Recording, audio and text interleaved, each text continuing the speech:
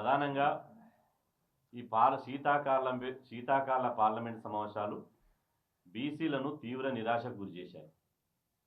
ఈ శీతాకాల పార్లమెంట్ సమావేశాల్లో బీసీలకు ఒరిగింది శూన్యం.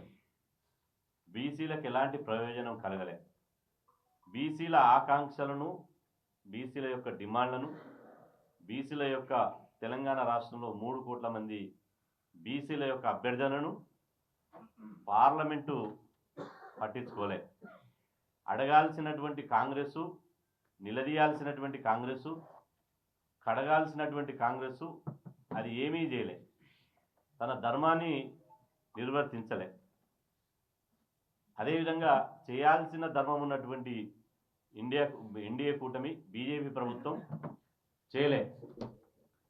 అదేవిధంగా గౌరవ ప్రధాని నరేంద్ర మోదీ గారు పార్లమెంటు నడుస్తుంటే ఇలా గమ్మత్ ఏంటంటే, ప్రధానమంత్రి నరేంద్ర మోదీ గారు విదేశీ పర్యటన ఉన్నారు, అడగాల్సిన రాహుల్ గాంధీ గారు కూడా విదేశీ పర్యటన ఉన్నారు.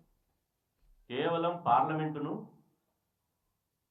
మమ అనిపించినట్టే చేసిరు తప్ప పార్లమెంటు కోట్ల రూపాయల ప్రజాధనంతో నడిచేటువంటి పార్లమెంటు, దేశంలోని 140 కోట్ల మంది గుండె చప్పుడుని వినిపించాల్సినటువంటి పార్లమెంటు, 140 కోట్ల మంది బతుకుల గురించి చర్చించాల్సినటువంటి పార్లమెంటు కేవలం ఇలా ప్రధానమంత్రి పార్లమెంటు నడిచేటప్పుడు దేశంలో లేడు, ప్రధాన ప్రతిపక్ష నాయకుడు రాహుల్ గాంధీ దేశంలో లేడు.